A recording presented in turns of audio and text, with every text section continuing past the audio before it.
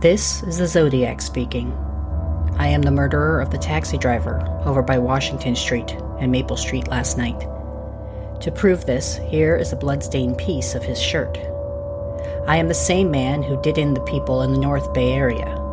The San Francisco police could have caught me last night if they had searched the park properly instead of holding road races with their motorcycles, seeing who could make the most noise. The car drivers should have just parked their cars and sat there quietly waiting for me to come out of cover.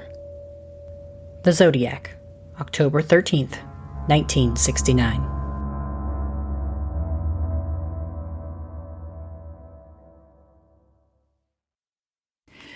Welcome to Civics and Coffee. My name is Alicia, and I am a self-professed history nerd.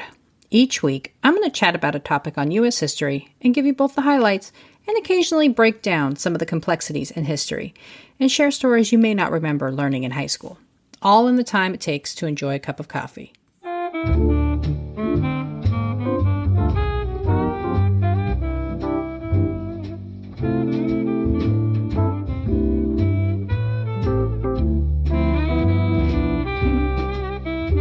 Hey everyone, welcome back.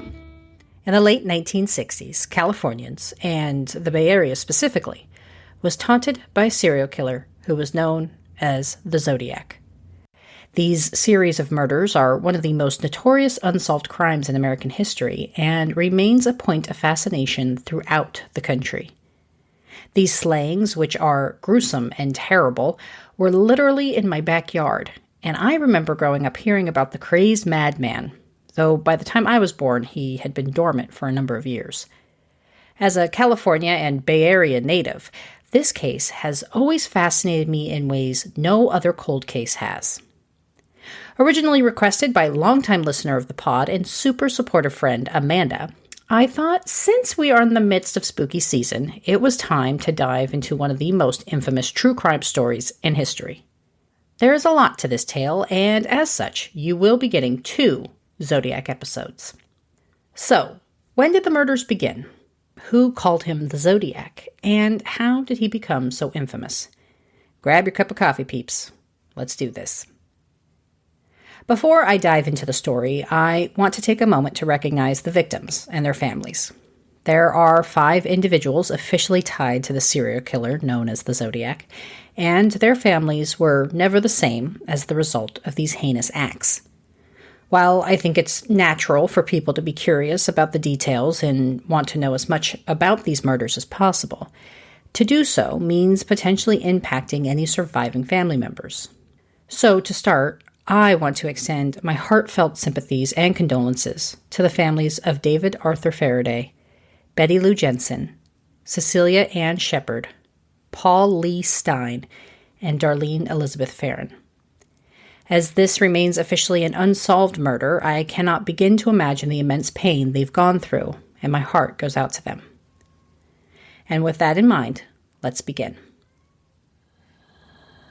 It was a cool night in Benicia on December 20th, 1968. Just a week shy of Christmas, the Northern California Navy town was enjoying a mild climate of low 40-degree weather. 2 teens, David Faraday and Betty Lou Jensen, parked David's mother's 1961 Rambler station wagon along a known lover's lane off of Lake Herman Road. Faraday, only 17, was an Eagle Scout and a member of Vallejo High School's wrestling team. Jensen, just 16, was apparently on her first official date. The 2 were supposed to be attending a Christmas concert at the local high school. Instead, the couple popped into a local restaurant before journeying out to the deserted road. The exact movements and order of events can only be guessed at given the lack of survivors and scant evidence remaining at the scene. However, it is believed that at some point during their evening, an unknown assailant parked alongside the brown-beige wagon. He exited the vehicle and made his way over to the couple. At some point during their exchange, the assailant successfully forced young Faraday and Jensen to scramble outside of the passenger side of the vehicle. Based on the bullet holes found in the vehicle after the attack, it is thought the killer shot at the young couple from the driver's side of the car in order to get them to try to escape on the passenger side. His plan, if that's what it was, worked. As Jensen attempted to flee, the figure aimed his gun at David and, at point-blank range, fired a single bullet into his head. He then turned his sights to Jensen and fired at the young girl, successfully hitting her in the back 5 times.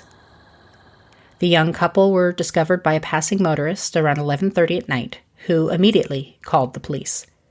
For the small military community, the murders were a shock.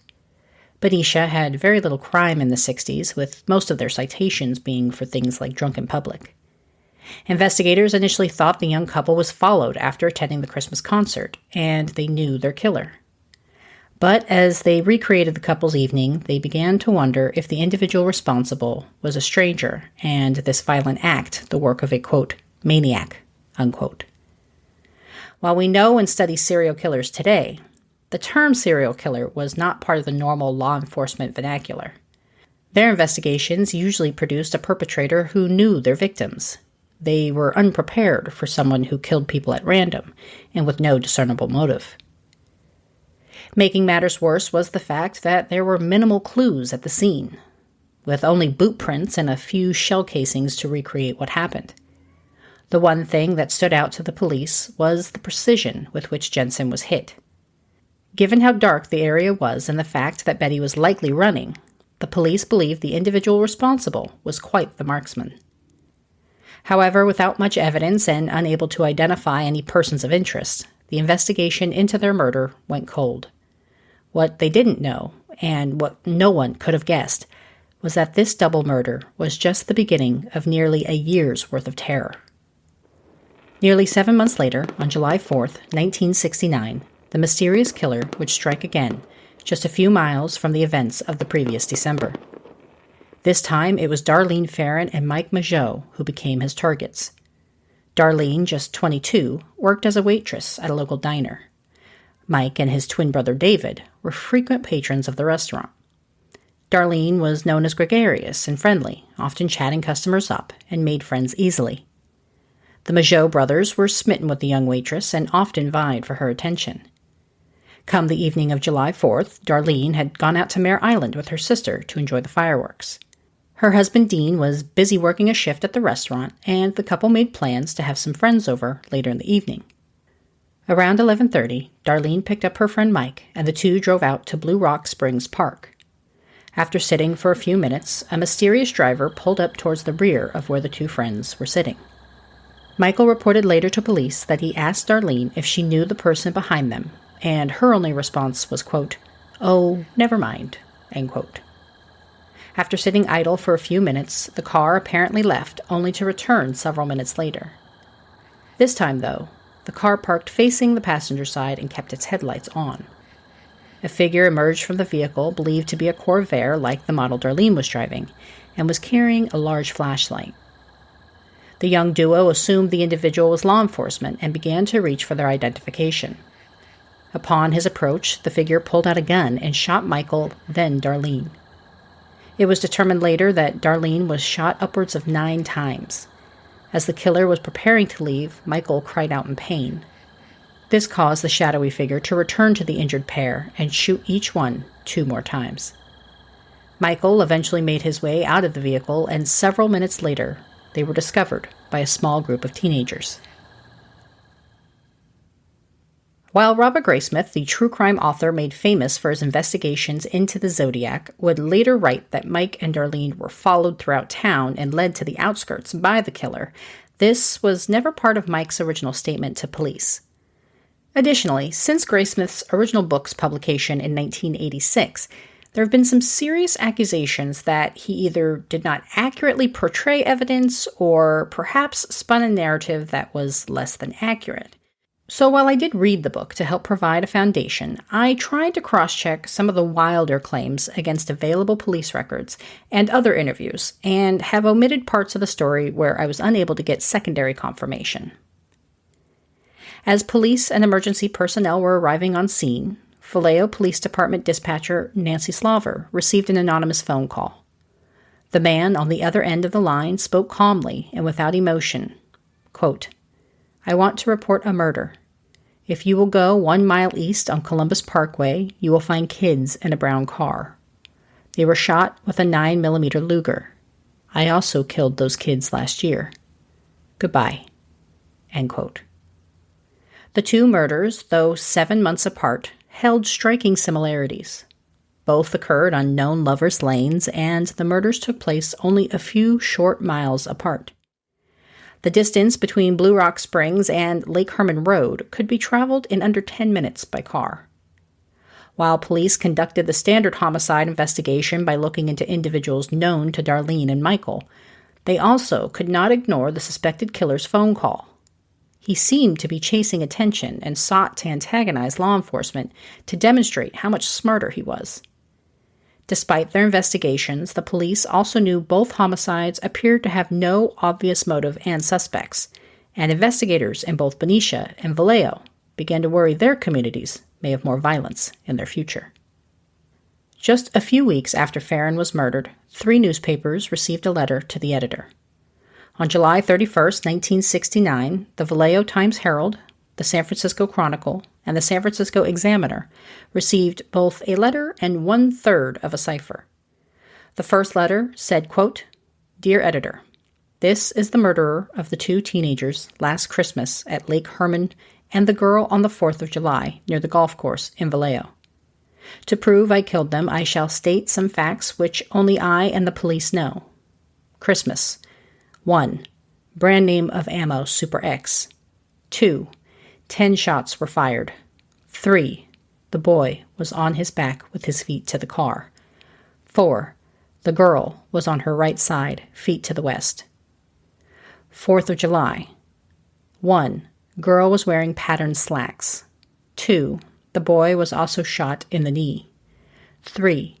Brand name of ammo was Western. Here is part of a cipher. The other 2 parts of this cipher are being mailed to the editors of the Vallejo Times and the San Francisco Examiner. I want you to print this cipher on the front page of your paper. In this cipher is my identity. If you do not print this cipher by the afternoon of Fry, 1st of August 69, I will go on a kill rampage Fry night.